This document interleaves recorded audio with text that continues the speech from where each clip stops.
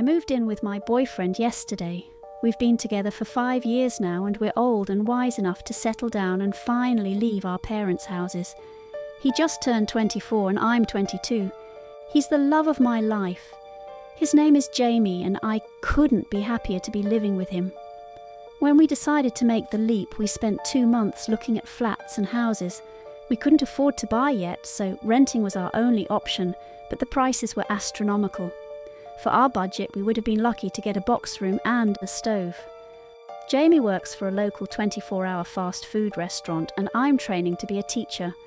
The early stages of training don't pay much, and I owe a lot in student loans, so finances are tough.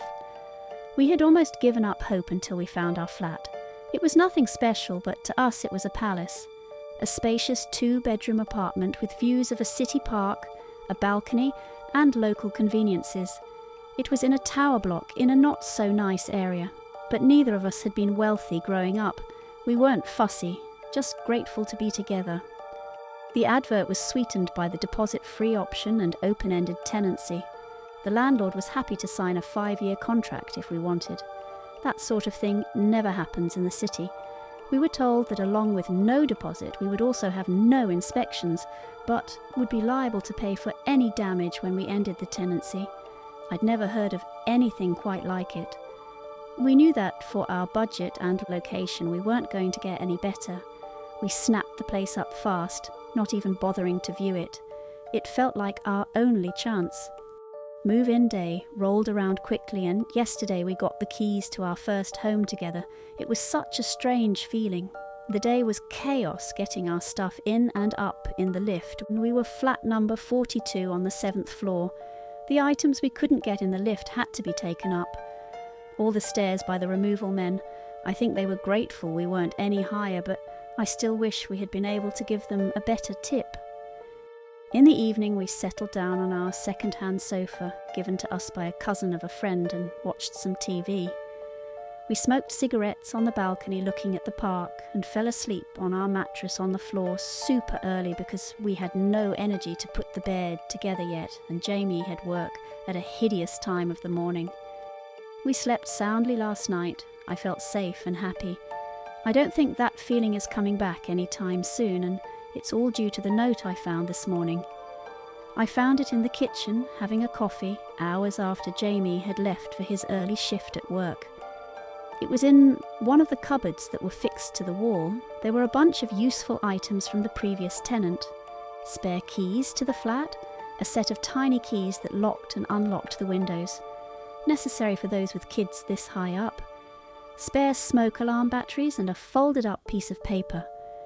The note was handwritten with "New occupier of flat 42 inches" in beautiful cursive on the blank side.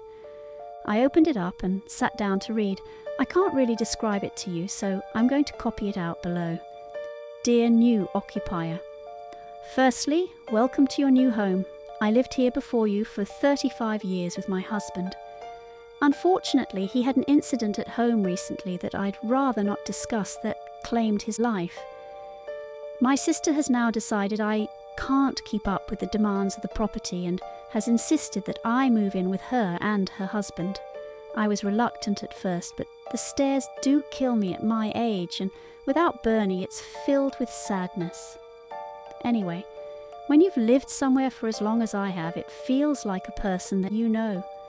You understand its personality and what makes it tick. I thought it was probably pertinent that I impart some of that knowledge on you. It's a wonderful home, honestly. I have lived through best and worst years, and leaving it behind is very emotional. But if you are to survive and get the best out of it, then there are some steps you need to follow. 1. The landlord will never bother you. He doesn't visit, call or communicate in any way, but make sure to pay your rent in a timely fashion always. I have only dealt with him once in 35 years, and let's just say I never missed another rent day. Any repairs required, you speak to the agent you rented the place with. 2. Do not use the communal lift between 1:11 and 3:33 a.m. Just don't do it. This step is vital if you are to have a happy life here. It really is life or death don't do it. This has cost me and many others in the building greatly, and I would rather not elaborate on why you shouldn't do this. Just please don't do it. I cannot stress this enough. 3. When you hear the strange animal noises coming from flat 48, don't question it. Mr. Prentice lives there, and he's a lovely chap.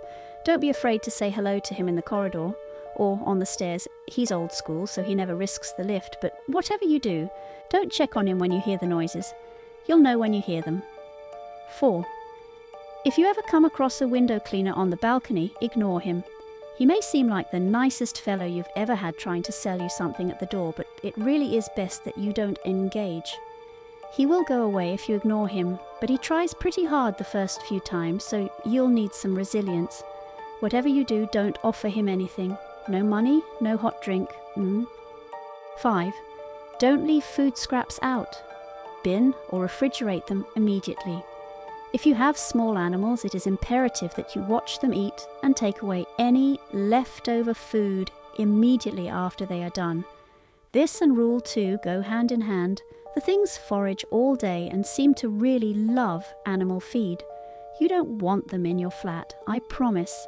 You can leave what you want out between 1:11 and 3:33 a.m, so you may want to feed your pets then. 6. Don't communicate with any neighbours who claim to come from flats. 65, 72. These flats suffered a fire in the late 80s that devastated the whole floor. All the residents died in their homes.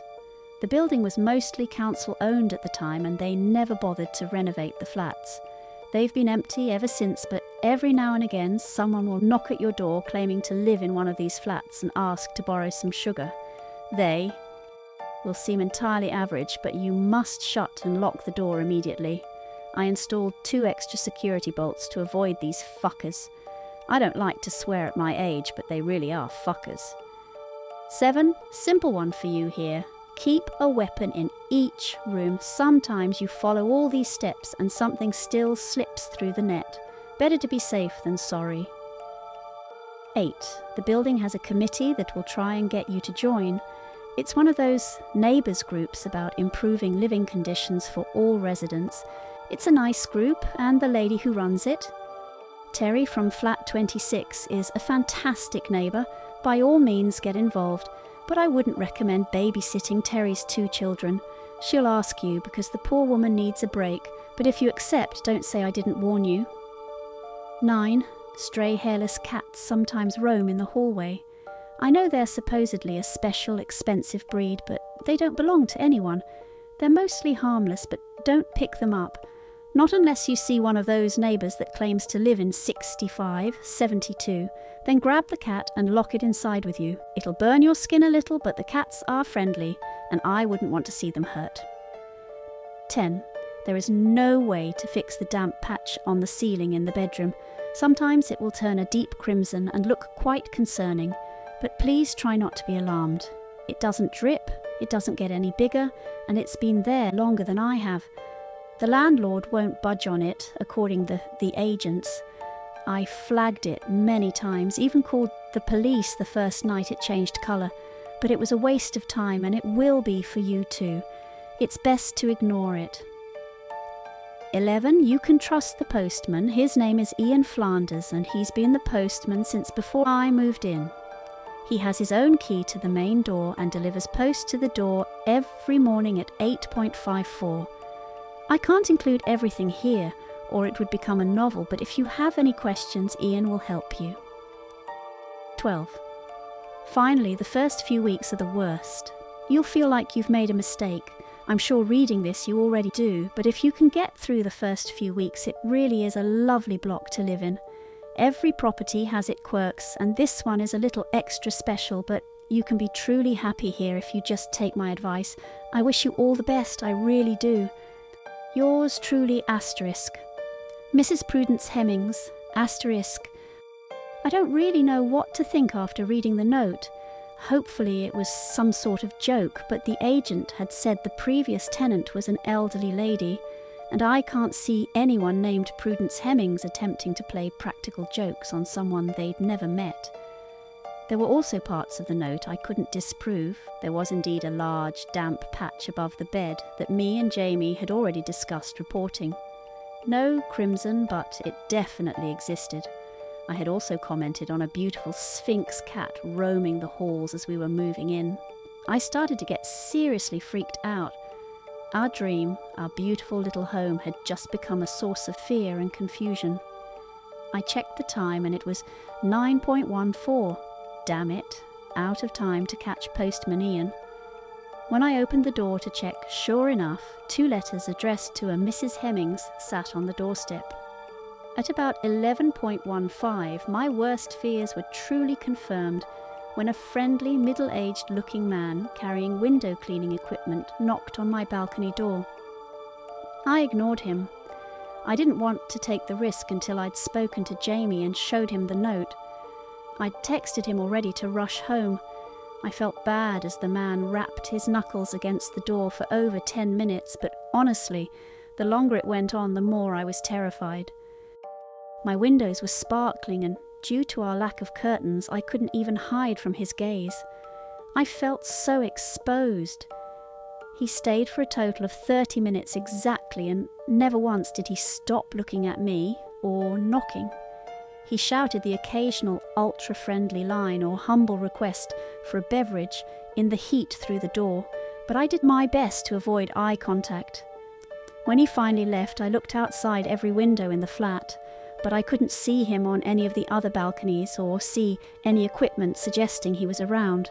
He had vanished completely. Jamie still hadn't texted me back. He must have been having a rough shift. It was a Friday and they were always busy. It wasn't often that he didn't reply. He was due home in around an hour anyway.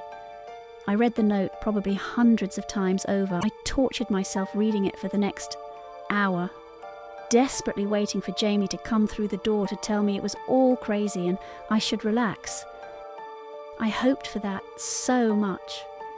But Jamie never came. His shift should have finished around midday, but by 2 p.m. he still wasn't home. I panicked, I cried, I left over 100 voice messages on his phone, but got nowhere. I finally decided it had been long enough that calling his work wouldn't embarrass him, and his boss told me that he had never turned up for his shift.